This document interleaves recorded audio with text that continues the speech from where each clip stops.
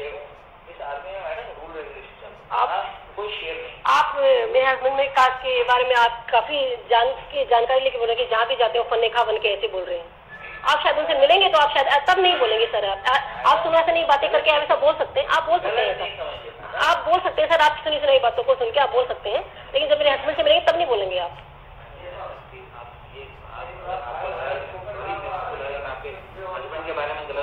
आप गलत बोल रहे हैं सर, आप गलत बोल रहे हैं। आपने बोला कि जहाँ जा रहे फन्ने खा बन रहे हैं, आप बोल रहे हैं जहाँ जाएंगे फन्ना खा बन के बोलेंगे तो कौन सुनेगा फिर?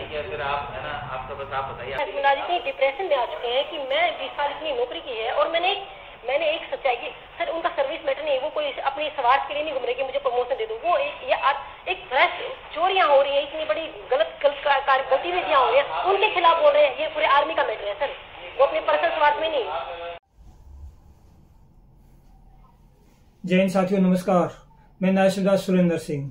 कल परसों एक वीडियो डाला था जिसे मैंने आपको बताया था, जानकारी दी थी कि इस लड़ाई में, जैसा कि आप जान पा रहे हैं, कैसी लड़ाई है ये, जिसमें 4-5 ब्रिगेडियर, एक कर्नल और भी कई बड़े अधिकारी इस गद्दार को बचाने के लिए अड़े हुए हैं।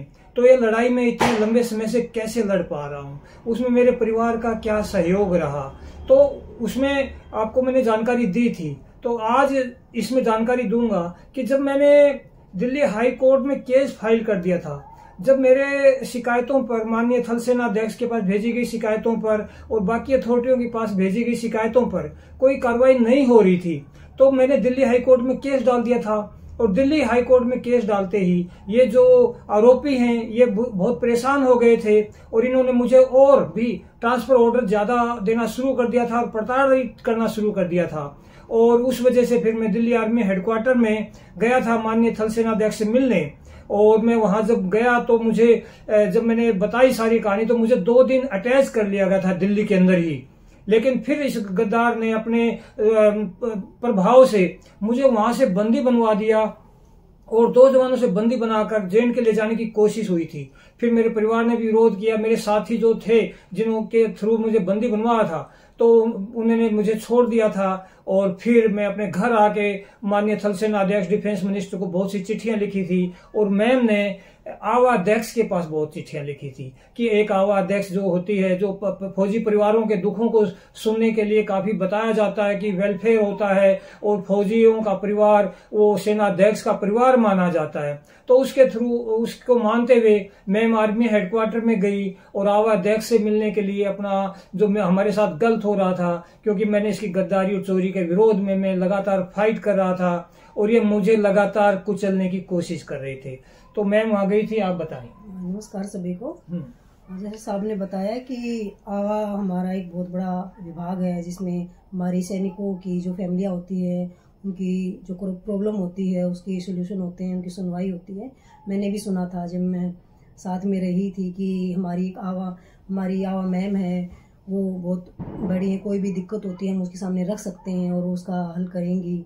और इसी उम्मीद के साथ जब साहब के साथ ये हो रहा था, लगभग 1-1.5 साल हो गया था ये सब चलते हुए, तो मुझे ध्यान था कि हाँ, आवा में अगर मैं जाऊंगी तो वहाँ मेरी सुनवाई होगी। तो मैंने वहाँ लिखित में पत्र दिए थे कई बार, तो मुझे वहाँ फिर मैं वहाँ गई थी।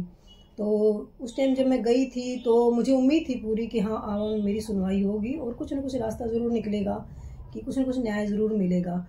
लेकिन जब मैं गई वहाँ पर और बुलाए, वहाँ के जो अधिकारी वहाँ बैठते हैं, आवा मैम के नीचे जो उनका विभाग होता है, जो अधिकारी बैठते हैं, ज्वाइंट डायरेक्टर थे, ज्वाइंट डायरेक्टर जो है वो बैठे थे वहाँ पर। मैंने अपनी बात रखी और उन्होंने सुनी और वहाँ पर मैंने देखा कि ये जो सारी जो हम सुनते आए थे उसके बिल्कुल उल्टा है। उसके जो आप उम्मीद लगा के, तो जो आप लोग भी यही सोचते हैं कि आवा में जाते हैं तो वहाँ वो सुनवाई होती है, और मैं भी यही सोच रही थी। जो मैं गई तो और वहाँ का देखा तो बिल्कुल इसके उल्टे है। सारी चीज़ें सिर्फ फाइलों में होती हैं, बस इधर फाइल बनाते हैं, लिखित में देते हैं, कागजों को, लेटरों को इधर उधर डिपार्टमेंट घुमा फिरा के वहीं भेज देते हैं जहाँ पे जिसके खिलाफ आप आवाज़ उठा रहे हैं, जिसके खिलाफ आप जो आपके साथ गलत कर रहा है उसे घुमा फिरा के उधर ही भेज देते हैं। सब फाइलों में होता है सारा काम, ग्राउंड पे कोई काम नहीं होता, ग्राउंड पे कोई कार्रवाई नहीं होती, किसी न्याय नहीं मिलता। जब मैं गई थी तो वहाँ मेरे को कई 2-3 और महिलाएं मिली जो आई हुई थी, जो किसी न किसी वजह से परेशान थी और मुझे बता रही थी कि हम कम से कम कोई 3-4 साल से, कोई 2 साल से धक्के खा रही है आवा के और कोई सुनवाई नहीं होती। सिर्फ ऑफिस हैं, कल रात बैठे हैं, सिर्फ फाइलें भरने में लगे हुए हैं, कोई ग्राउंड पे कोई कार्रवाई नहीं होती। यही मैंने देखा। और जब मैं वहाँ गई तो फिर वहाँ को बताया ही था कि कुछ अधिकारी जो अच्छे थे, जो मदद करना चाहते थे, उन्होंने मेरी हेल्प के लिए मुझे फ़ोन दिया कि आप रिकॉर्ड कर लें और उसी दौरान मैंने रिकॉर्ड किया जो आप सुनेंगे अभी। तो ये आपको ये सुना देते हैं दोस्तों। आप सभी जानते हैं उधर आर्मी हेडक्वार्टर के अंदर कोई भी फोन जाना पॉसिबल नहीं होता। तो वहाँ 2 अधिकारी ऐसे थे जो हमारे केस को जान रहे थे। उन्होंने मैम को फोन भी प्रोवाइड किया और उनकी संवेदनाएं भी मेरे परिवार के साथ थी। तो आप ये रिकॉर्डिंग सुने, फिर आपको समझ में आएगा कि किस प्रकार अधिकारी या कि मैडम को इधर उधर टरकाते रहे और क्या क्या बातें हुई। लगभग 8 घंटे की रिकॉर्डिंग है पड़ी है, लेकिन उसमें से आपको शॉर्ट करके सुना रहे हैं और आपको उस जानकर अंदर की सच्चाई पता चलेगा। आप फौजी परिवार हैं, आप हमारे देश के सारे नागरिक हैं, आपको पता होना चाहिए कि अंदर की सच्चाई है क्या। मैं क्या चाह रही हूँ सर, मैं आपके पास इसलिए आई हूँ, मैं आपसे मिलने के लिए मैं इसलिए चाहती हूँ क्योंकि आर्मी है, इतनी बड़ा है, मिलने के लिए जांच करिए। मैं जांच आज ही करके दूँ, मैं ये नहीं चाहती। जांच की दूसरी साइड में जो ग्राउंड को आपसे मेरे हस्बैंड के साथ हो रहा है, मैं वो बोल रही हूँ। मैं जांच ये तो मेरे हस्बैंड की है, वो जो कानूनी लड़ाई है, जो कानून के हिसाब से इतना टाइम लगेगा। जानते हैं वो आर्मी का हस्बैंड बेहतर नहीं जाते, मैं भी उतना ही जानती हूँ क्योंकि आप आर्मी में हो जाइए, आप हो जाइए हमारी जगह बैठे, है ना, उनकी जगह बैठे। देखिए मैडम, ऐसा है जो हस्बैंड के साथ हो रहा है मेरी आपके साथ बैठे, नहीं कर सकते, मैडम नहीं कर सकती। आप अगर आप मैडम को बोलेंगे ना, मैं बता रहा हूँ आपको, जो ऑफिशियल चीजें हैं मैडम उसमें आपकी प्रॉब्लम। मैं मैडम से जांच करवाने के लिए बोल रही हूँ। मैं मैडम से इतना चाह रही हूँ, जो मेरे हस्बैंड को जान को खतरा है, तो मैं मैडम के पास कंप्लेंट जो है जान को खतरा है मैडम, हमारी इतनी साल सर्विस होगी, आज भी तो हमने ऐसे देखा नहीं कि आदमी को किसी चाकू मार देगी। गलत फौज इतनी बेकार। आप मुझे बताइए, आपसे मैं पूछ रही हूँ, आप मुझे ये बताइए, मेरे हस्बैंड यहाँ पर आते हैं 13 तारीख को, मेरे हस्बैंड यहाँ पर आते हैं, साउथ ब्लॉक में आते हैं और वो जनरल रेजिमेंट से मिलते हैं और वो चीफ साहब के लिए चिट्ठी लेके आते हैं कि मेरी चीफ साहब को लेटर दीजिए, मैं इतने परेशान हूँ। वो 2 दिन यहाँ पर अटैच भी कर लिया जाता है अभी इस मार में उनको, और उनको फिर 2 दिन रखने के बाद 2 सिपाही अंडर कस्टडी करके उनको जबरदस्ती रात को उनको वो एप्लीकेशन में लिख रहे हैं कि मुझे जिस मैं के खिलाफ मैं इतने साल से लड़ रहा हूँ और जो मुझे 1 साल से इतनी देर भगा रहा है, मैं उस चोर के नीचे कैसे ड्यूटी कर सकता हूँ। वो इतना बड़ा चोर है, मैं उसके नीचे मुझे कहीं भी रखिए, मुझे कहीं भी ड्यूटी का, लेकिन मैं उस जिसके खिलाफ 1 साल से लड़ा, क्या मैं इसके खिलाफ साजिश नहीं रचेगा? वो रचेगा। उसने ये चीज साहब के लिए लिख के दी थी, लेकिन उसकी मानी सच्चाई है और उसको माना और जब 2 दिन अटैच भी रखा, लेकिन फिर उसको क्या साजिश साठगांठ मिलती है, उसको फिर 2 आदमी, उसको 2 सिपाही, जिसने 20 साल हो गए, 1 सूबेदार, 2 सिपाही अंडर कस्टडी करके उसको रात को ले जा रहे हैं और उसको ये कुछ कागज नहीं, कोई मूवमेंट कुछ नहीं दिया जा रहा है, उसको सिर्फ ले जा रहे हैं। वो कहाँ जाए? उसको कोई बोल रहा है आपको 10 ब्रिगेड में भेज रहे हैं, कोई बोल रहा है आपको फर्स्ट माल में भेज रहे हैं, उसको ये नहीं पता है कि कहाँ लेकर जाए। मैंने उनको आपको आप बोल रहे हैं मुझे, पर आदमी वैसे भेजते नहीं, कहीं ना कहीं जरूर मूवमेंट ऑर्डर दिया। आपको मैंने अपनी अभी कागज, ये एप्लीकेशन पढ़ी है आपको पता नहीं है, मैं वैसे ही बोली, ये मेरे हस्बैंड के द्वारा लिखी हुई 12 तारीख को एप्लीकेशन है, आप ये पढ़ लीजिएगा। और ये जो उन्होंने चीफ साहब के लिए लिखा है, आप उसको देखें, आप उसको एक बार। और आप बोल रहे हैं कि आप एप्लीकेशन मेरे हस्बैंड ने 12 तारीख को दी और उसके बाद ये हो रहा है। सर मैं जांच के लिए नहीं बोल रही हूँ कि उसको आप जांच के लिए मैं क्यों जाए सर, जब आदमी का विभाग जांच कर लिया, हम सिविल में क्यों जाए? आप उसका हवाले क्यों दे रहे हैं हमें? आप देखिए, मैं इससे डील नहीं करता ना मैडम, मैं तो नॉन स्टैट का जो मेरे पास हमने बोला सब जगह पे हमने जनरल रेजिमेंट को हम चाहते हैं कि गड़बड़ है वहाँ पकड़े गए, हम आपको पता नहीं, हमारे लिए कोई भी थोड़ी, पर मैं जब बैकग्राउंड पे केस कर रहा हूँ तो मुझे लगता है कि इतने सारे लोग कहीं न कहीं एक जवान को दबाया जा रहा है, कहीं न कहीं एक जवान को चुप कराने की कोशिश की जा रही है। क्यों कितनी बड़ी चोरियां हैं? क्योंकि एक चोर कितनी बड़ी चोरियां हैं, मैं बोल रही हूँ सर, कितनी बड़ी चोरियां होती है सर, एविडेंस है। जब क्योंकि एविडेंस है, इसलिए तो जांच होनी भी नहीं जाए। जांच के बाद जांच कितनी लंबी चलेगी वो बात की बात है, एविडेंस इसलिए जाती है। आप मेरी बात क्यों नहीं मान सर? आप ऐसा भी हो सकता है, वैसा भी हो सकता है सर। सर आप मेरी बात का विश्वास नहीं कर रहे हैं। हम इन्फेंट्री के इंटरव्यू हो रहे हैं और हम भुगत रहे हैं सर, और हम झेलने वाले हैं सर, हम भुगत रहे हैं। ठीक है, आप यहाँ बैठे बोल सकते हैं सर, लेकिन आप झेलने वाले का विश्वास नहीं कर रहे हैं। आप ये भी हो सकता है, वो भी हो सकता है बोल रहे हैं।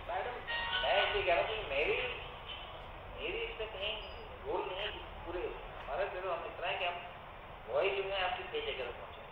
अभी जहाँ तक मैं जब आपकी वॉइस पहुँचा हमारे पास एक जवाब जरूर आया, उसमें लिखा है कि आपके हस्बैंड ने, आपने पहले तो नहीं बताया कि आपके हस्बैंड कोर्ट में गए, बताया था आपने आज तक अभी नहीं गए थे ना तब तक सर। उसके बाद मेरे हस्बैंड को मजबूर किया गया सर। कब आए थे? 20 मई को सर, 20 मई को आए। 20 मई तक आपके नहीं, 20 मई तक मेरे हस्बैंड कोर्ट नहीं गए सर। अब वो हो गया है, फिर डैड कंप्लेन नॉट है, हर एक सिस्टम है मैडम। इसलिए मैं पूछ रहा हूँ, मैंने आपको बताया सर, मेरे हस्बैंड 1 साल चल रहे हैं, उसको स्टेट कंप्लेंट का कुछ नहीं दिया गया। वो 1 साल तो उसको इधर उधर घुमाया गया तो स्टेट कंप्लेंट करने की। जब वो हाई कोर्ट में गए तब उनको हवाला दिया गया कि आप ये फॉर्मेट सही नहीं था, ये क्या होता है स्टेट कंप्लेंट, जिसमें दीजिए तब हम कार्रवाई करेंगे। उससे पहले क्यों नहीं बताया? उसके बाद कंप्लेंट फॉर्मेट जमा कर दी कि नहीं? करी है सर, की है। उसका आउटकम नहीं मिला? जी नहीं, मैं आउटकम लेने के लिए सर, मैं आउटकम लेने के लिए नहीं आई। वो मेरे हस्बैंड है, वो आउटकम वो उनकी है, मैं आउटकम लेने के लिए आई। मैं ये चाहती हूँ कि आज वो घर पे हैं, आज वो घर पे एब्सेंट बैठे हैं क्योंकि जबरदस्ती उनको उसी सीओ के अंडर में भेज रहे थे और उन्होंने मुझे खबर दी तो मैं रात को उनको first Mahar CO colonel Amit Bisht और अमित बिष्ट, कर्नल अमित बिष्ट है फर्स्ट महार के सीओ। यहाँ पे कौन है? यहाँ पर आए थे, जनरल ऑफ द रेजिमेंट है। या वो मैं नहीं जानती कौन है, उनसे वो मैं नहीं जानती, वो कौन से मिलने आए थे।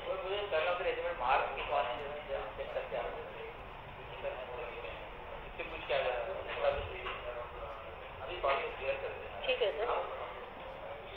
सर मैं ये चाहती हूँ, लड़ाई प्रॉब्लम है तभी आप यहाँ समझते हो। मेरे हस्बैंड आज इतने डिप्रेशन में आ चुके हैं कि मैं 20 साल इतनी नौकरी की है और मैंने एक सच्चाई की सर, उनका सर्विस मैटर नहीं है, वो कोई अपने स्वार्थ के लिए नहीं घूम रहे कि मुझे प्रमोशन दे दो। वो एक चोरियां हो रही है, इतनी बड़ी गतिविधियां हो रही है, उनके खिलाफ बोल रहे हैं। ये पूरे आर्मी का मैटर है सर, वो अपने पर्सनल स्वार्थ में नहीं। पूरी आर्मी को चोर नहीं बोला मैंने।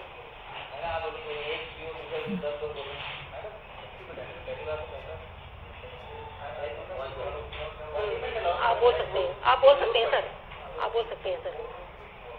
हाँ मैं बता रहा हूँ, ठीक है, मान लिया ये पार्लियामेंट अनाउंस जो था कि पार्लियामेंट तो बहुत, ये तो शुरुआत है, उसके बाद इतनी क्या क्या एविडेंस लेके वो अपने साथ भेजेंगे। ऐसा है कि सर उनके साथ अभी ऐसे होने वाला है, जांच होने से पहले या तो उनको कुछ कर दिया जाएगा या वो खुद कुछ कर लेंगे और बर्बाद, मेरा परिवार बर्बाद होगा सर। आप यहाँ बैठे बोल सकते हैं सर, और आपकी मैं सिविलियन हूँ सर, और मैं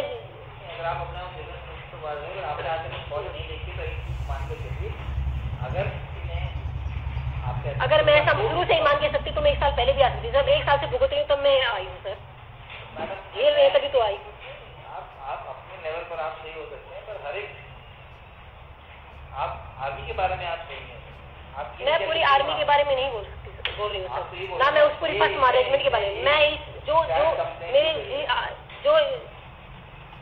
जिसने मेरे हस्बैंड का जीना हराम किया है, जिसने, मैं उसकी क्या बोल रही हूँ। आपको आपसे ऐसा मार भेजा जा रहा है, बोला पूछ लेता हूँ क्या एक्शन मार जा रहे हैं कि नहीं जा रहे, सब पता है। हाँ सर, आप पता कीजिए, सब पता कीजिए।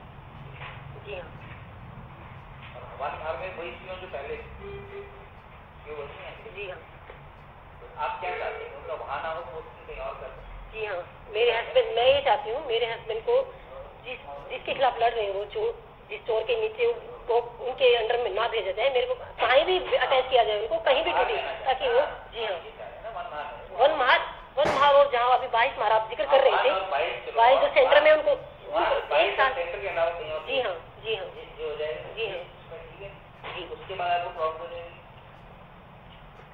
मैडम? मैं सर इतना चाहती हूँ कि मेरे हस्बैंड को, आप मैडम आप बात आपने बोला 1 माह 22 माह और 10 माह इन 3 जगह कहीं भी अटैच करेंगे बाहर रेजिमेंट में जी हाँ जी हाँ। अभी मैं ये कह रहा हूँ वहाँ जाकर कोई प्रॉब्लम होगी तो फिर आप दोबारा बताइए कि वहाँ पे भी ऐसे लोग आप ये कह रहे हैं कि जहाँ मेरे हस्बैंड जाते हैं वहाँ प्रॉब्लम क्रिएट करते हैं।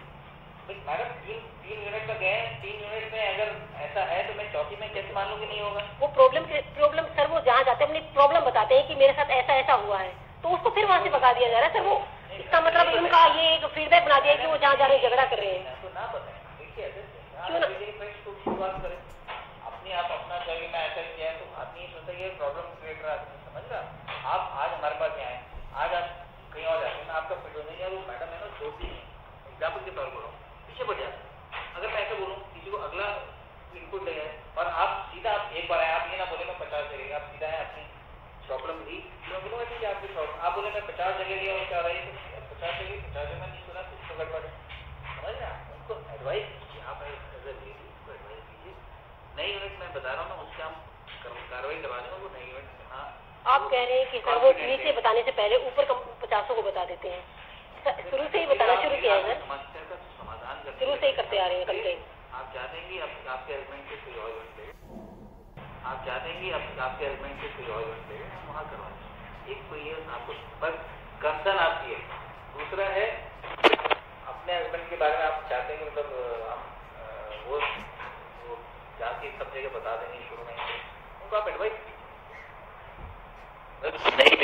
परिवार क्या बोल गए सर, क्या बोलने के लिए बोले? आपने पुरानी 3 यूनिट में जो किया है, जो हुआ है, उसको नई यूनिट में मत बताओ। ऐसे मतलब मत बोलो कि मैं ये हूँ मैं वो कर दूंगा।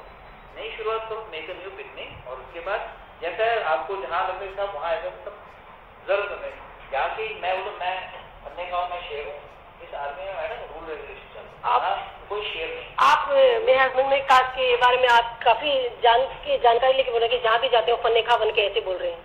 आप शायद उनसे मिलेंगे तो आप शायद तब नहीं बोलेंगे सर। आप सुना से नहीं बातें करके आप ऐसा बोल सकते हैं, आप बोल सकते हैं सर, आप बोल सकते हैं सर। आप सुनी सुनाई बातों को सुन के आप बोल सकते हैं, लेकिन जब मेरे हस्बैंड से मिलेंगे तब नहीं बोलेंगे आप।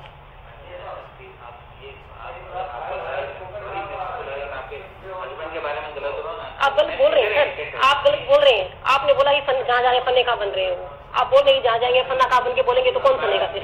आप है ना, आपका बस आप बताइए आपको क्या चाहिए, हम वो करते हैं। मैंने आपको बता दिया। हमका 3 जगह के अलावा और क्या पोस्टिंग करवा देंगे, बाकी अब हम जीतना या बढ़िया उनका मतलब उतना है ऐसा नहीं है। आपको आपको एडवाइस कर रहे हैं मैडम कि मैं जाके बनने का हूँ, आप मैं जाके आप मेरे हस्बैंड ने किसी चोरी करने वाले के खिलाफ बोला है तो उन्होंने कोई गलत नहीं किया है। उन्होंने तो चोरी करता है तो चोरी बोला जाता है सर। मैडम आप ये चोर किसके लिए बोल रहे हैं? आप नाम लिया आपने किसी एक का नाम लो कि ये चोर है, ये मत बोलो कि चोर। मुझे ऐसा लगे हम इंडियन आर्मी में चोर बैठे हैं। फर्स्ट मार्च सीओ के खिलाफ चोर है और उसके खिलाफ बोला था कि शायद मेरे हस्बैंड ने आप ये बोले कि बहुत गलत काम कर दिया, और मैं कह रही हूँ कि मेरे हस्बैंड ने कोई गलत काम नहीं किया। आप मुझे एक बात बताइए सर, अगर कोई करप्ट है, भ्रष्ट है, अगर कोई गलत काम कर रहा है, चोरी कर रहा है, अगर वो उसको देख रहा है और उसके खिलाफ रिपोर्ट कर देता है, बोल रहा है, आप बताइए क्या ये गलत? आप मुझे इतना बताइए क्या वो ऐसा नहीं करना चाहिए क्या, या उसको देख के चुप रह जाना चाहिए? आप मुझे इतना बता दीजिए सर, आप बताइए सर। मेरे हिसाब से जो गलत है वो इंक्वायरी में आएगा। हाँ नहीं सर, ये मेरा जवाब नहीं है। आप मुझे बता दीजिए सर, अगर कोई गलत कर रहा है, सरेआम कर रहा है, उसको पता है हाँ कर रहा है, सबको पता है, लेकिन अगर उसके खिलाफ वो रिपोर्ट कर देता है, जिसने बोला बाकी सब बेसिक थे सारे जिन्होंने नहीं रिपोर्ट किया, क्योंकि इन्होंने रिपोर्ट किया। हम सबने क्यों नहीं की? मैं नहीं जानती सर, 800 आदमी ने क्यों नहीं की? मैं नहीं जानती। आप ये बताइए, मैं आप मुझे ये बता दीजिए सर, क्या ऐसा नहीं करना चाहिए?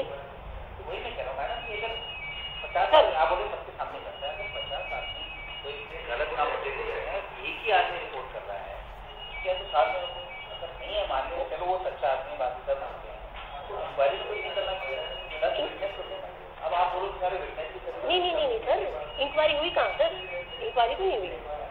हर चीज के लिए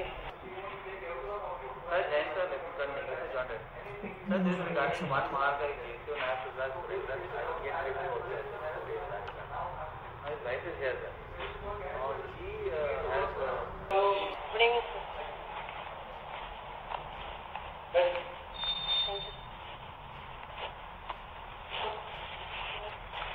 मैं उनको मिला था, एक आए थे यहाँ पे आपके मेरा नाम जनरल मनोज ओक है, मैं महार रेजिमेंट आपके साथ कर्नल रेजिमेंट और साहब मिले थे मेरे को, समझाया था उनको कि वन माह में जाइए, मैं सीओ साहब से बात कर लूँगा, सब कुछ ठीक हो जाएगा। तो सब उनके दिमाग में कुछ है कि वन माह में कुछ वो डेंजर महसूस कर रहे हैं, कुछ गड़बड़ हो जाएगी उनके साथ। ऐसा कुछ नहीं होगा, मैं आपको बता रहा हूँ, आपकी पलटन है, लेकिन ठीक है मैं मान सकता हूँ। लेकिन वो फिर बीच में ही ट्रेन में से आपके घर आ गए। सर वो नहीं उतरी सर, मैं भी डरी हूँ सर, मुझे भी डर लग रहा है। क्या मैं गई थी सर, नहीं सर, जब मेरे हस्बैंड को 1 साल से सर 1.5 साल से इतना भगाया, इतना परेशान किया जा सकता है, तो वो भी हो सकता है सर। मैं डरी हुई सर, मैं गई थी सर। सर मैं जब उनकी कोई बात सुनी नहीं जा रही है, उनको इधर उधर भगा क्यों रहे हैं, जब उनकी वो जो कर रहे हैं कंप्लेन, उनकी सुनते उनकी जांच कर ली जाए सर। लेकिन वो नहीं होने की बजाय आप उनको कभी इधर कभी उधर कभी सेंटर में कभी ऐसे क्यों कर रहे हैं सर? पूनम हस्बैंड का नाम सरनेम बोला होगा, आपके हस्बैंड का सरनेम पोरिया, फर्स्ट नेम क्या है उसका, पहला नाम सुरेंद्र सिंह। और कहाँ से बिलोंग करते? कर्रा से बिलोंग करते हैं सर। तो मेरा पॉइंट क्या है कि सुरेंद्र साहब वन माह को बिलोंग करते हैं जी, है कि जी, और वन माह को उनको 22 माह में भी। लेकिन सर हम मेरे परिवार को हमारे को इतना उनके साथ इतना करके क्या मैं डिस्टर्ब नहीं होंगी सर? क्या मैं परेशान नहीं होंगी सर? उनके साथ इतना गलत हो रहा है सर। गुनाह क्या है उनका? उन्हें कुछ गुनाह नहीं किया। ये सार्वजनिक आर्मी के लिए तो उन्होंने आवाज उठाई थी, ये बोला था उनको सर। जो सीओ है वन माह जिसके नीचे ये काम कर रहे हैं वही समझ सकता है कि क्या इसके साथ में इशू है। पलटन में पता चलेगा ना क्या इशू है। वन माह में यहाँ नौकरी कर रहा है, मैं यहाँ बैठ के मुझे पता नहीं क्या एक्चुअली प्रॉब्लम हो रही है उसको। तो वन माह इसका एक सीओ है सर, हाँ, कमांडिंग ऑफिसर है, जी हाँ, बहुत बड़ा आदमी है, उसके नीचे तो सब लोग काम कर रहे हैं, तो उसके मुताबिक इसने काम करना चाहिए। अगर कोई प्रॉब्लम आ रही है तो हम लोग बैठे हुए हल करने। हाँ सर। तो जब उसको 22 माह में भेजा गया, मेरी बात सुनिए, जी हाँ, मैं आपके खिलाफ नहीं हूँ, जी नहीं, आप समझ रहे हो? जी हाँ, इसलिए मैं आपसे मिलना चाहती थी सर। मैं आपके खिलाफ नहीं हूँ, ना मैं आपके हस्बैंड के खिलाफ हूँ। जी, मैं न्याय करता हूँ, न्याय करूंगा जी, मुझे आपसे कोई उम्मीद नहीं हाँ, तो आप उसकी चिंता ना करें। जी, मैं आपको बता रहा हूँ कि कहानी क्या है।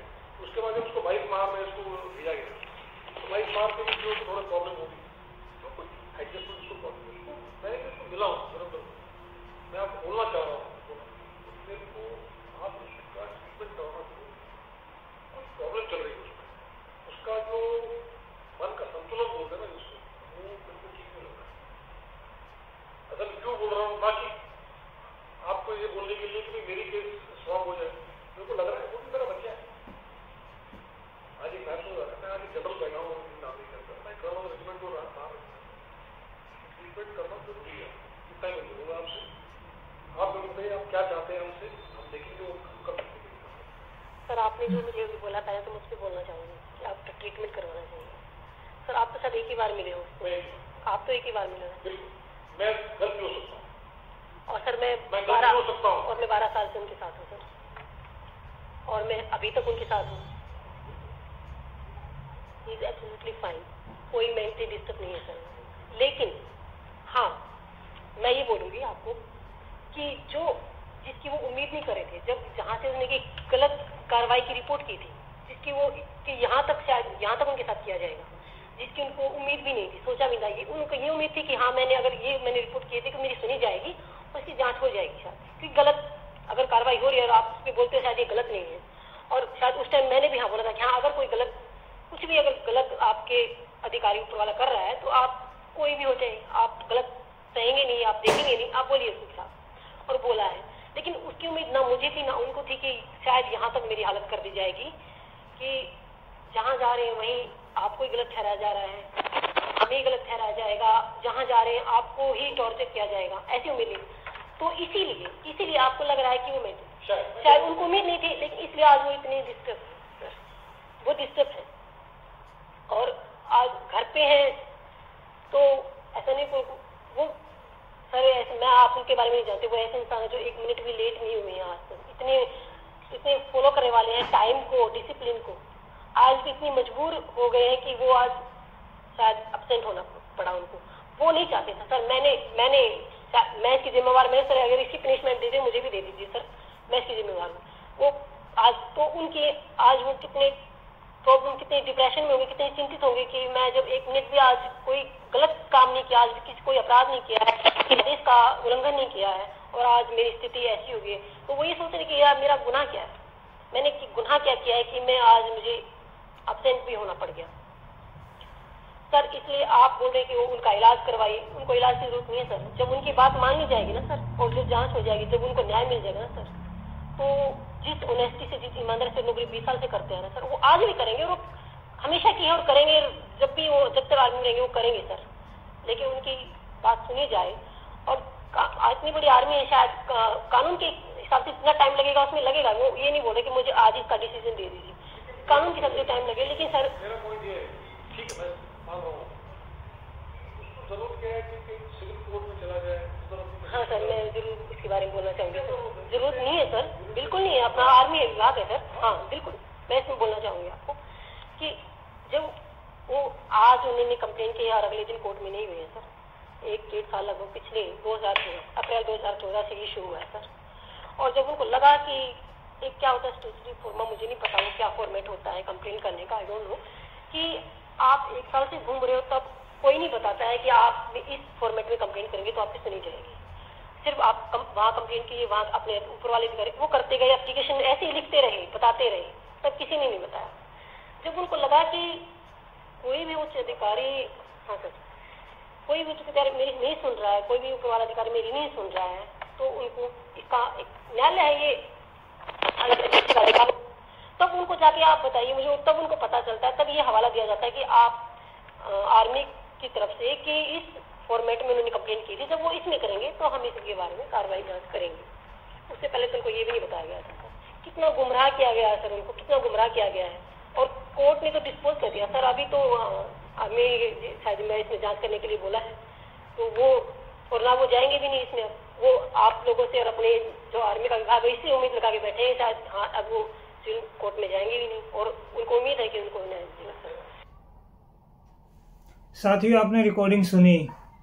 सबसे पहले तो मैं मैम को थैंक्स कहना चाह रहा हूँ और मैं अपने आप को इतना लक्की मानता हूँ कि मेरे को इस प्रकार ऐसा मुझे लाइफ पार्टनर दिया और मेरे को परिवार दिया जिन्होंने मेरी बहुत सपोर्ट की है। नामुमकिन है ये सब करना, लेकिन ये मेरे बिल्कुल कंधे के कंधे साथ मिला के खड़ी रही। जैसा हमारी सेना में एक बड़ी के तरीके से लड़ाई लड़ी जाती है, एक बड़ी सहायको ही बोलते हैं, वो वाला बड़ी नहीं, जो लड़ाई में 2 एक साथ जोड़े में रहते हैं हम लोग, LMG 1, 2 बड़ी में हम लड़ाई लड़ते हैं दुश्मन के सामने, सिंगल कोई भी सैनिक की हैसियत नहीं होती। इसी प्रकार मैम ने मेरा साथ दिया है और आपने इनकी ये रिकॉर्डिंग सुनी, किस प्रकार ये major general Mahar regiment group commander Manoj Oak से बात कर रही है और ज्वाइंट डायरेक्टर आवा उसके साथ बात कर रही थी, किस प्रकार वो उस गद्दार को प्रोटेक्शन में डाइवर्ट करने के लिए कोशिश कर रहे थे और मुझे ही इनके सामने अनडिसिप्लिन भी करार देने की कोशिश कर रहे थे कि जहां जाता वहीं प्रॉब्लम करता है। साथियों, आप सभी को बता ही चुका हूं, फर्स्ट महार का कमांडिंग ऑफिसर कर्नल बिष्ट चोरी गद्दारी कर रहा था, वो मुझे वहां से ट्रांसफर करता है महार रेजिमेंट सेंटर में, सेटिंग करता है रेजिमेंट के अधिकारियों से, वो अधिकारी फिर इसकी सेटिंग की वजह से मुझे परेशान करते हैं, उसी की बात को मनवाने की कोशिश करते हैं कि छोड़ दीजिए। फिर मैं जब नहीं मानता हूं फिर मुझे 22 मार्क भेजा जाता है। 22 मार्क का सीओ भी मुझे कहता है कि साहब छोड़ दीजिए, आपको फौज को सुधारने ठेका लिया है क्या। मैं बोलता हूं कि मुझे गद्दार को उसके अंजाम तक पहुंचाना है, मेरी ड्यूटी है। तो ये वही बात कर रहा है कि जहां जा रहा है वहीं पर प्रॉब्लम क्रिएट कर रहा है, प्रॉब्लम क्रिएटर है। और मैम से बोल रही है कि चोरी के विरुद्ध में, गद्दारी के विरुद्ध में लड़ना अगर पाप है तो फिर तो कोई जवाब नहीं है। वही कह रहे हैं कि सारी पलटन कोई विरोध नहीं कर रही है, सारे लोग विरोध नहीं कर रहे, साहब अकेला फन्ने कहां शेर क्यों बन रहा है। यानी सब कुछ आपको मतलब इसी वीडियो से यही पता चला कि अंदर की सच्चाई क्या है और बाहर के ढोल कैसे हैं। और मैं बहुत शुक्रगुजार हूं कि मुझे सब परिवार दिया और आप जैसे मेरे साथी दिए, जो मेरे इस लड़ाई में मुझे सहयोग करने के लिए बिल्कुल तन मन से आप मुझे अप्रिशिएट कर रहे हैं। और मैं सच्चाई पर हूं और मैं आपको यही प्रॉमिस कर रहा हूं कि सच्चाई पर हैं, अपनी सेना और अपने देश की भलाई के लिए इसको आखिरी दम तक लड़ूंगा। आप सभी का बहुत बहुत धन्यवाद। ठीक है ना।